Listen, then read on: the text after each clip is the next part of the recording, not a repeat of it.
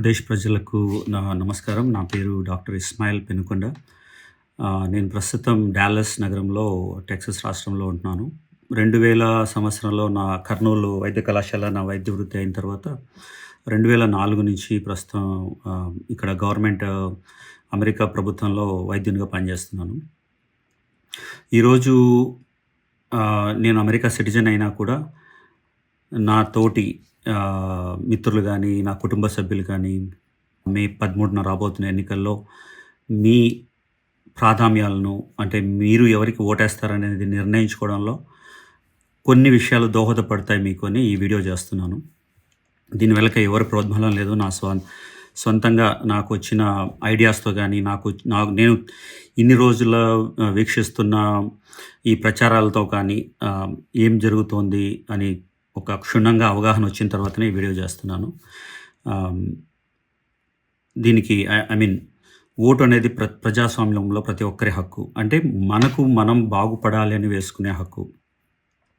So, ఈ vote హక్కుని సద్వినియోగపరుచుకోవాలనే ఒక మంచి ఉద్దేశ్యంతోనే ఈ వీడియో చేస్తున్నాను.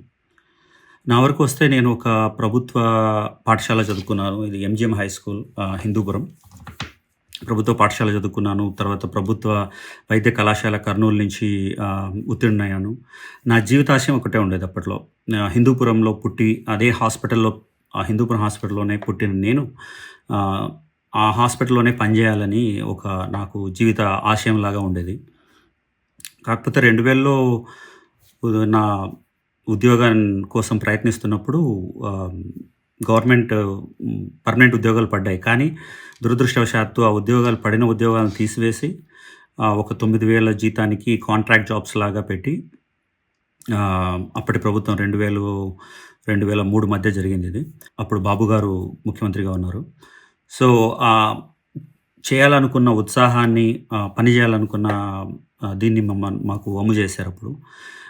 తద్వారా అప్పటికి కాంట్రాక్ట్ బేస్ జాబ్‌లో జాయిన్ అయ్యి ఒక 3 ఏళ్ళు నేను అనంతపురం పాతూరు ఆసుపత్రి, ధర్మవరం, ఉరవకొండ ఇలాంటి చాలా అనంతపురం జిల్లా మొత్తం పనిచేశాను.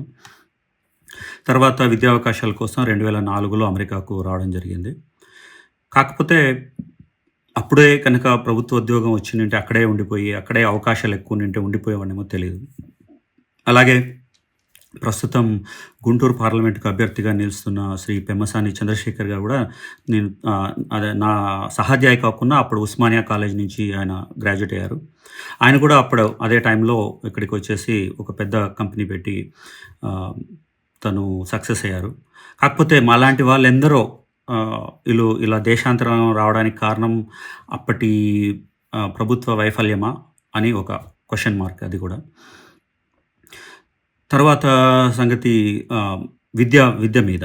మా అమ్మ శ్రీమతి నూర్జహాన్ ఒక ప్రభుత్వ ప్రాథమిక ఉపాధ్యాయులుగా రిటైర్డ్ అయ్యారు. సో, అప్పుడు ఉన్న ప్రభుత్వ పాఠశాలలు గానీ, ప్రాథమిక వైద్య కేంద్రాలు గానీ, అప్పటికి 20 ఏళ్ల తర్వాత, అది మరీ ముఖ్యంగా గత 5 ఏళ్లలో నేను చూసిన అభివృద్ధి ఏంటంటే, మచ్చుకు 2 ఉదాహరణలు చెప్తాను. నేను మొన్న జనవరిలో అనంతపురం వచ్చాను. అనంతపురం వచ్చినప్పుడు నేను పనిచేసిన పాత ఊరు ప్రభుత్వ ఆసుపత్రి 100 ఏళ్లది. దాని పేరు సీడీ హాస్పిటల్ అనేవారు. అది ఒక పెంకుటిల్లు లాంటి స్ట్రక్చర్‌లో ఉండేది. నేను పనిచేసినప్పుడు 2000లో మొన్నటి వరకు కూడా, గత 2 ఏళ్ల వరకు కూడా. లాస్ట్ ఒక 2 ఇయర్స్‌లో అదొక పెద్ద కొన్ని కోట్ల రూపాయలు ఖర్చు పెట్టి ఒక నూతన భవంతిలో ఒక 5-6 మంది డాక్టర్లు, తర్వాత ఎంతోమంది యాన్సిలరీ స్టాఫ్‌తో ఒక మంచి వైద్య కేంద్రంగా రూపొందింది. సో, నేను చూసిన దాన్ని బట్టి అది నాకు చాలా ఆనందాన్నిచ్చింది. అంటే అలాగే ప్రాథమిక విద్య.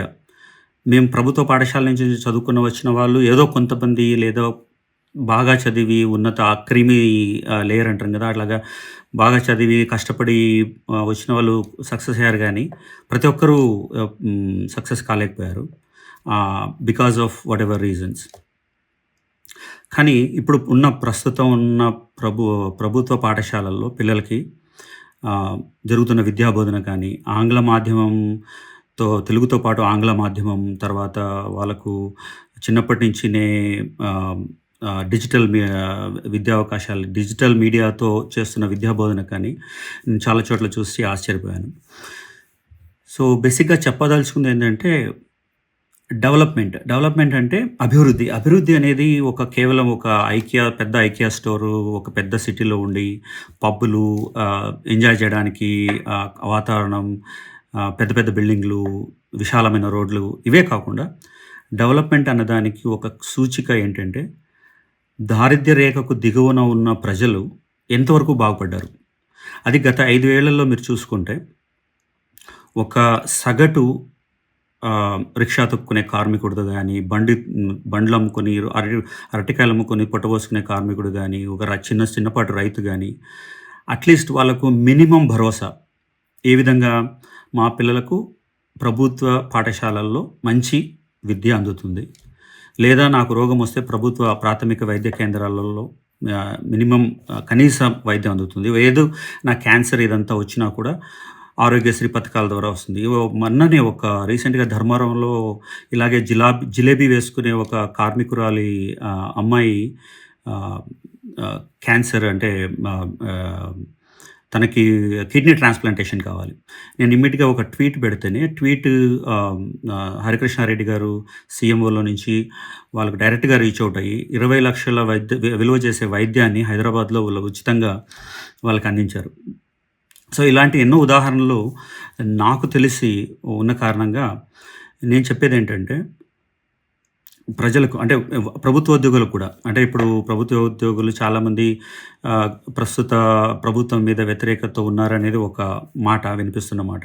అసలు ప్రభుత్వ ఉద్యోగాలు అంటూ ఉంటేనే కదా ప్రభుత్వ ఉద్యోగులు ఉండేది. సో, అలాంటి ఎన్నో ఉద్యోగాల్ని కల్పించి అది వైద్య రంగంలో గానీ, విద్యా రంగంలో గానీ, ఆహ్, వాలంటీర్ వ్యవస్థ ద్వారా గానీ, లేదా సచివాలయం ద్వారా గానీ, అట్టడుగు ప్రజలకి మహాత్మా గాంధీ గారు నాకు ఒక పొలిటికల్ గురువు ఎవరు చెప్పాలంటే నేను మహాత్మా గాంధీ గారినే చెప్తాను. మహాత్మా గాంధీ గారు ఏమన్నారంటే పల్లెటూరులే పట్టుగొమ్మలు. పల్లెటూరు ప్రజలకు వాళ్ళలో అతి దారిద్ర రేఖకు దిగువనున్న అతి దరిద్రుడికి, దరిద్ర నారాయణుడికి మనం చేసిన సేవ ఏదో అదే మాధవ సేవ అని చెప్తారు. ఆ లెక్కన ప్రస్తుత ప్రభుత్వంలో ఒక సామాన్యుడికి తగిన మినిమమ్ కనీస అవసరాలైతే తీరుతున్నాయనేది తెలుస్తుంది. సో, దీని పైన ఇంకా గవర్నమెంట్ ఏం చేయగలుగుతదనేది వచ్చే 5 ఏళ్లలో ఇంకా దాని పైన ఏం చేయగలుగుతదనేది మనం ఆహ్, ప్రభుత్వంతో విన్నవించుకుంటున్నాను. దీనికంటే ఇంకా పెద్దగా చేయాలని. కాకపోతే ప్రజలకు చెప్పదలిచిన విషయం ఏంటంటే మీకు మంచి జరిగి ఉంటే, అంటే మీకు గాని, మీ పక్కన ఇప్పుడు నేనే చూస్తున్నాను. నాకు తెలిసిన 2, 3 విశేషాలు మీతో పంచుకున్నాను. సో, నాకు క్లియర్ కట్‌గా నేనేదైతే ప్రభుత్వ ప్రాధామ్యాలుగా ఉండాలని 5 ఏళ్ల కింద కోరుకున్నానో అవి నెరవేరాయి. అలాగే నాకు తెలిసిన కొద్దిమందికి ఈ ప్రభుత్వం వల్ల ఎంతో కొంత మేలు జరిగింది. అందువల్లనే నేను ఈ వీడియో చేయగలుగుతున్నాను ధైర్యంగా. అలాగే ఈ వీడియో చూస్తున్న ప్రతి ఒక్కరు గూడా మీకు ఏదైనా మేలు జరిగిందా? మీ పిల్లలకి స్కూల్‌కెళ్ళినప్పుడు లేదా మీకు ఆరోగ్యం విషయంలో గానీ ఏదైనా ప్రభుత్వం నుంచి మేలు జరిగిందా? లేదా మీకు తెలిసిన వాళ్ళకి, మీ పక్కింటి వాళ్ళకో, మీ స్నేహితులకో, మీ బంధువర్గానికో ఏదైనా మేలు జరిగిందా? ప్రభుత్వానికి ఓటేయండి. ఇదే ప్రభుత్వానికి ఓటేయండి. లేదా మీ మీరు కోరుకున్న వారికి ఓటేయండి. అది ఒక్కటే నేను చెప్పదలుచుకుంది. అలాగే ఇంకొక కీలకమైన విషయం ఏంటంటే, కేంద్రంలో ప్రభుత్వం కూడా ఎమ్మెల్యే సీట్లే కాకుండా ఇప్పుడు ఎంపీ సీట్లు కూడా చాలా కీలకం కాబోతున్నాయి. ఎందుకంటే కేంద్రంలో ప్రభుత్వం కూడా వచ్చే ప్రభుత్వం మైనారిటీ ప్రభుత్వం కారబోతుంది. అట్‌లీస్ట్ బంపర్ మెజారిటీతో నెగ్గే అవకాశాలు కనిపించడం లేదు. కాబట్టి మనకు ఆంధ్రప్రదేశ్ ఎంపీలు గాని కీలకం కాబోతున్నారు ఈ విషయంలో. కాబట్టి మీరు తెలివిగా ఏ పార్టీకైతే ఓటు వేస్తే మన ప్రయోజనాలు కేంద్రం మెడలు వంచి మన ప్రయోజనాలు సిద్ధించుకోగలమో ఆ పార్టీకే ఓటు వేయండి. సో, ఏతావాతా చెప్పొచ్చేదేంటంటే గత 5 ఏళ్లుగా ఆంధ్రప్రదేశ్ ప్రభుత్వం ప్రజల వెంట నిలిచింది. కొన్ని అటు ఇటు జరిగిన కొన్ని సంఘటనలున్నా ఓవరాల్‌గా 100కు వేసుకుంటే నేను ఒక 80-90 మార్కుల మధ్యలో వేయగలుగుతాను.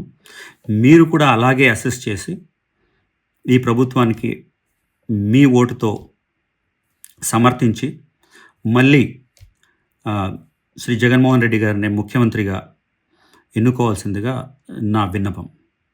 ధన్యవాదాలు.